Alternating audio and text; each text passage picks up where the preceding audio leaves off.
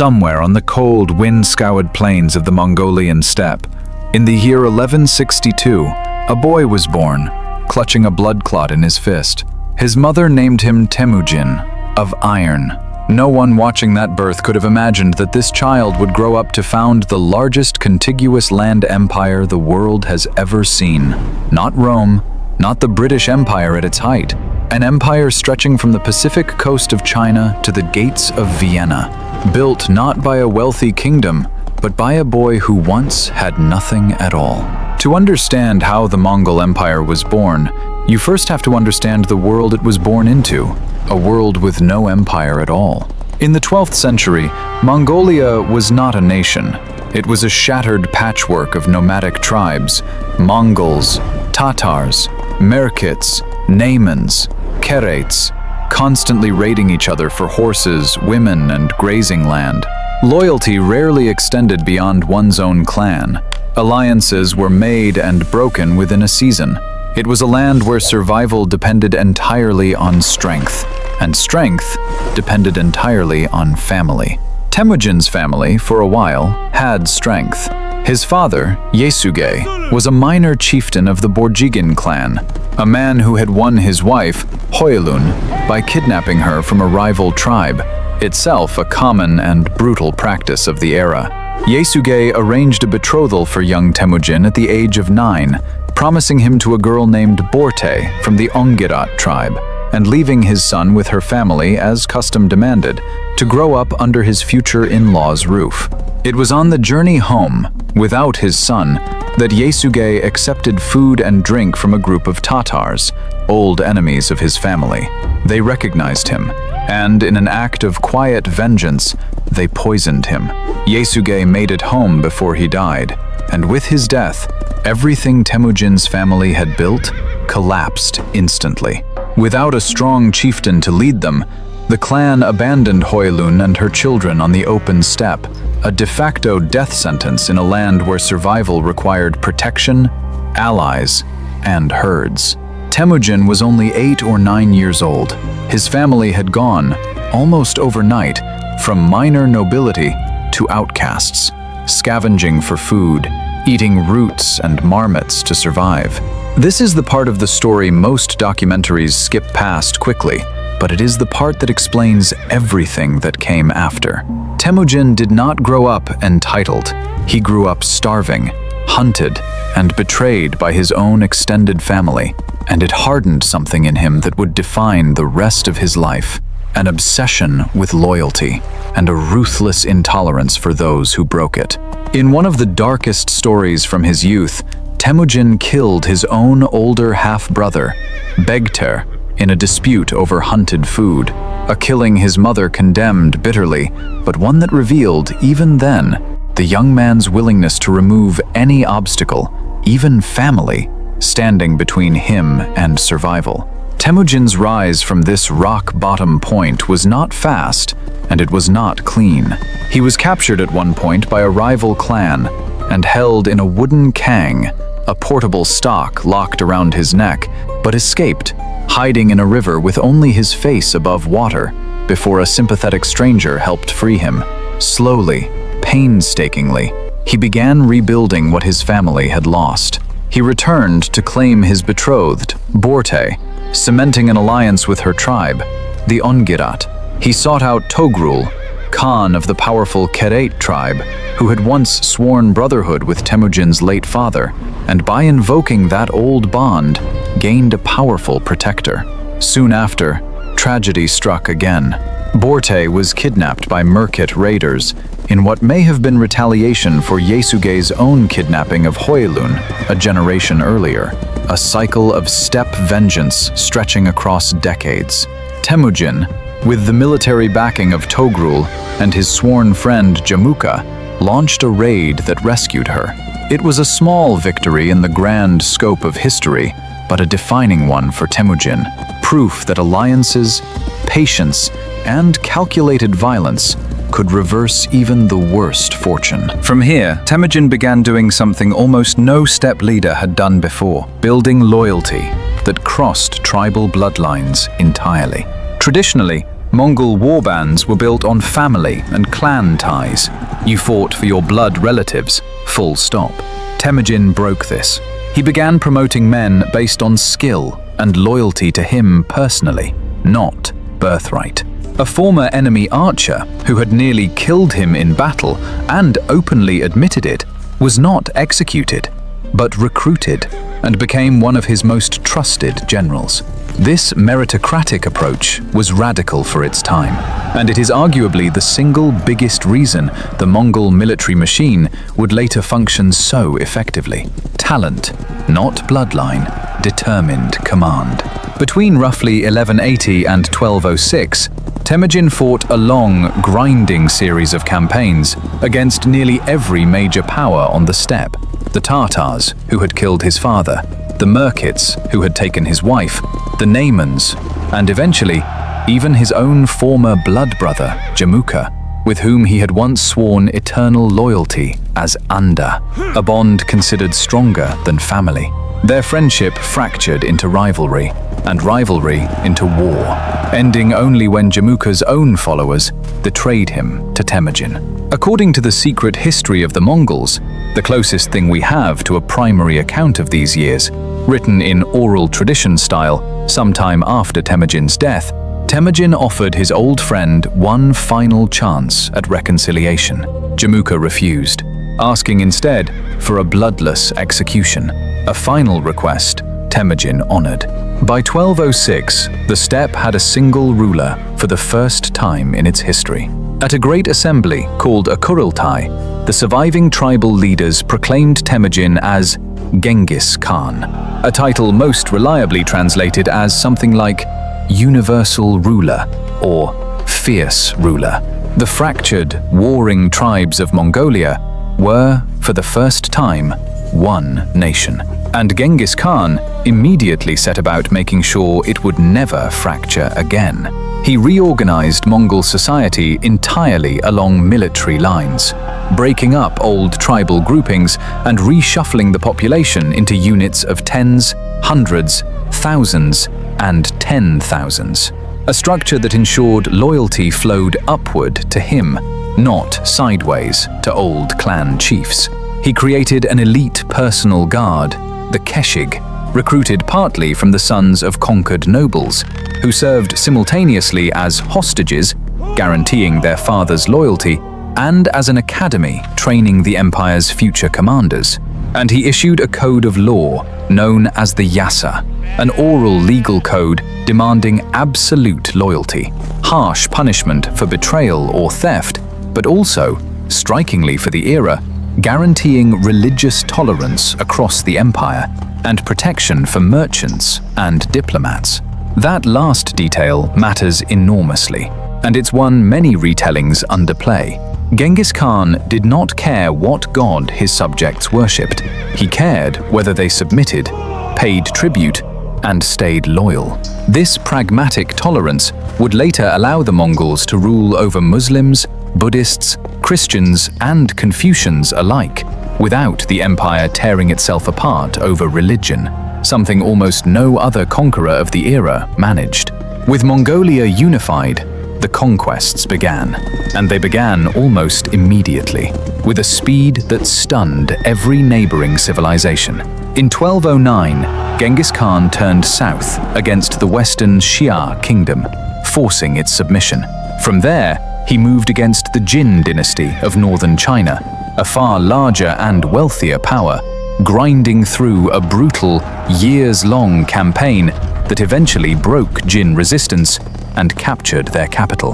But it was the invasion of the Khwarezmian Empire, beginning in 1219, that transformed the Mongols from a regional steppe power into a name that would echo in terror across the entire known world. The trigger was almost absurdly small for the devastation it unleashed. Genghis Khan sent a trade caravan to open peaceful relations with Khwarezm, a vast Muslim empire covering modern-day Iran, Central Asia, and parts of Afghanistan.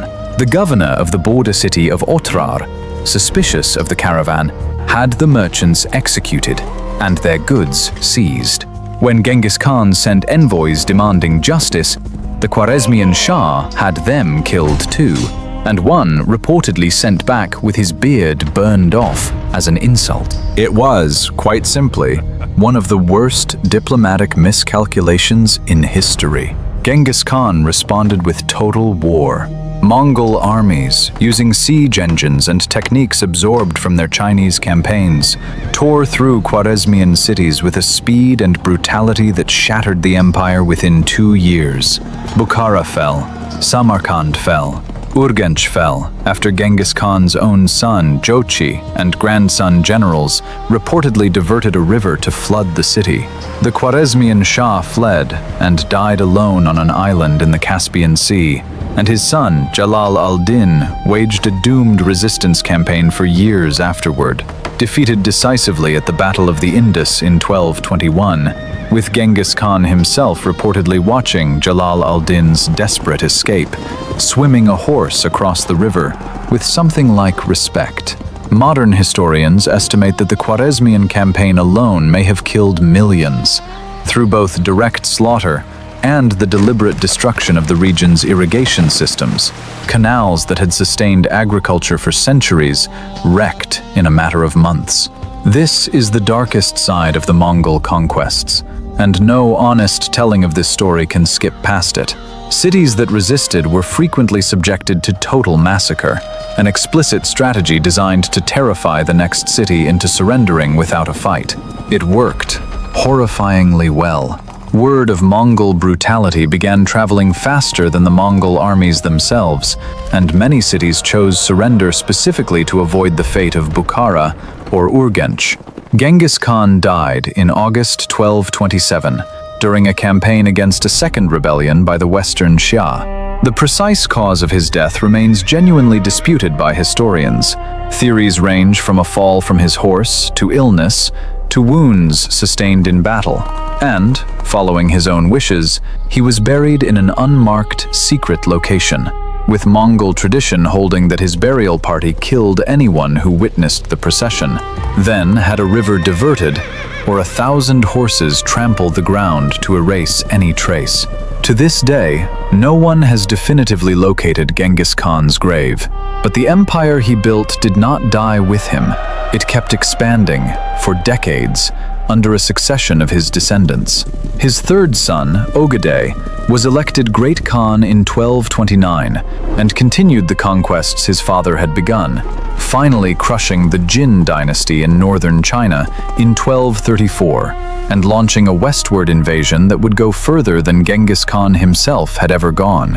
Under the brilliant general Subutai, Mongol armies swept into Russia, sacking Kiev in 1240 and then pressed into Poland and Hungary. At the Battle of Legnica and the Battle of Mohi in 1241, Mongol forces devastated combined European armies using coordinated cavalry tactics that medieval European commanders had never encountered. Feigned retreats, encircling maneuvers, and disciplined communication across battlefields miles wide. Europe, at that moment, stood genuinely undefended. There was no combined force capable of stopping the Mongol advance, and panic spread as far as England, where chroniclers wrote of the Tartars as a demonic, apocalyptic force. And then, abruptly, the Mongols turned around and rode home. Not because they were defeated, because Ogedei Khan had died back in Mongolia, and by Mongol law, every prince with a claim to the throne was required to return for the Kurultai that would choose his successor. Historians still debate this today, but many consider it one of the great what-if moments in world history. Continental Europe may have been spared full-scale Mongol conquest, not by military resistance, but by the death of a Khan thousands of miles away. The pattern would repeat: succession disputes, the recurring fatal flaw in an empire built on personal loyalty to individual rulers rather than fixed institutions, slowed conquests, and occasionally triggered internal violence. Guyuk Khan, Ogedei's son, ruled only briefly before his own death in 1248 amid rumors of poisoning. Mongke Khan, from a different branch of the family, took power in 1251 and pushed conquests further still, sending his brother Hulagu to crush the Abbasid Caliphate in Baghdad in 1258, an event that shocked the Islamic world to its core, ending 500 years of Abbasid rule and reportedly leaving the waters of the Tigris River running black with ink from the destroyed libraries of Baghdad's House of Wisdom and red with blood. At its territorial peak, around 1279, the Mongol Empire covered somewhere close to 23 million square kilometers, roughly 16% of the entire land surface of Earth, encompassing an estimated 100 million people. No single land empire before or since has matched that scale. But the same fracture line that had always run beneath the empire, succession, finally broke it apart for good. When Mongke Khan died in 1259 during a campaign in China, two of his brothers, Kublai and Arekboka, both claimed the title of Great Khan, plunging the empire into the Toluid civil war. Kublai eventually won, but the unity of the empire never recovered.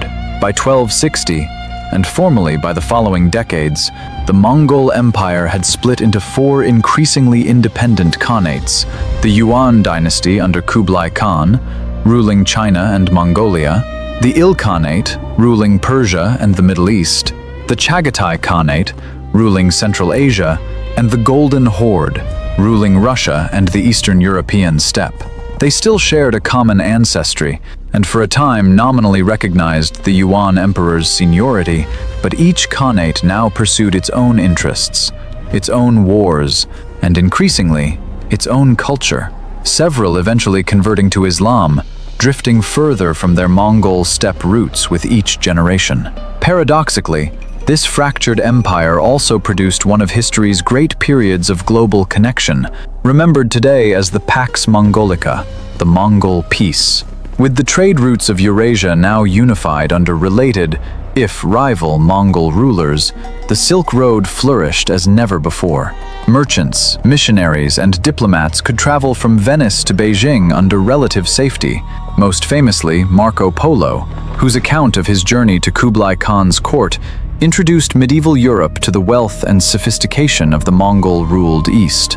Ideas, technologies, and goods moved across the continent at a pace unmatched before the modern era. Papermaking and printing techniques spread westward, gunpowder technology spread from China outward, and astronomical and mathematical knowledge moved freely between Persian, Chinese, and European scholars, often under direct Mongol patronage. The decline, when it came, arrived from multiple directions at once. The Il Khanate, in Persia, was the first of the four khanates to collapse, fracturing into competing successor states between roughly 1335 and 1353, after a line of weak and disputed successions. The Golden Horde in Russia remained powerful for longer, but faced growing resistance from a slowly consolidating Russian principality centered on Moscow, which would eventually throw off Mongol overlordship entirely by the late 15th century. The Yuan dynasty in China, meanwhile, faced a different kind of crisis. Decades of ruinous military campaigns, including failed invasions of Japan, halted twice by typhoons the Japanese would later call kamikaze, or divine wind, combined with economic mismanagement and, critically, the same catastrophic force that was simultaneously devastating Europe, the Black Death. The plague, likely originating in or spreading through Mongol-controlled Central Asian trade routes, ravaged the very empire that had helped connect the trade networks carrying it. Weakened by disease, rebellion, and factional infighting, the Yuan lost control of China proper in 1368, driven out by the rebel forces that would found the Ming dynasty. The Genghisid rulers retreated north to the Mongolian steppe they had originally come from, the empire, in a strange historical symmetry, contracting back toward its point of origin. By the close of the 14th century, the unified Mongol Empire that had once stretched from the Pacific to the edge of Central Europe no longer existed in any meaningful sense. Its successor states lingered on in fragments for centuries. The last remnants of Mongol-descended rule in Central Asia and Crimea didn't fully disappear until the 17th and 18th centuries. But the singular empire forged by one starving, betrayed boy on the Mongolian steppe was gone. And yet its impact on the modern world is almost impossible to overstate. The Mongol conquests redrew the political map of Eurasia permanently, reshaping the borders and populations of China, Russia, Persia, and Central Asia in ways still visible today. The Pax Mongolica accelerated the exchange of ideas, technology, and trade between East and West at a scale not seen again until the age of European maritime exploration. An age, some historians argue, partly inspired by European desire to reconnect with the Asian wealth and luxury goods first glimpsed through Mongol-era trade routes, after the overland Silk Road closed again with the empire's collapse. Genghis Khan himself remains one of history's most contradictory figures, reviled across huge swaths of the world he conquered as an agent of almost unimaginable destruction, credited with tens of millions of deaths directly and indirectly, and simultaneously revered in Mongolia today as the founding father of the nation, a unifier who took a fractured, starving people and made them, for a brief and violent century, the rulers of the largest empire the earth has ever known. It began with a boy holding a blood clot in his fist on a freezing steppe, abandoned and left to die. It ended with an empire so vast that a man could theoretically ride from the Pacific Ocean to the edge of Europe and never once leave Mongol-controlled territory. Between those 2 points lies one of the most improbable rises in the history of human civilization.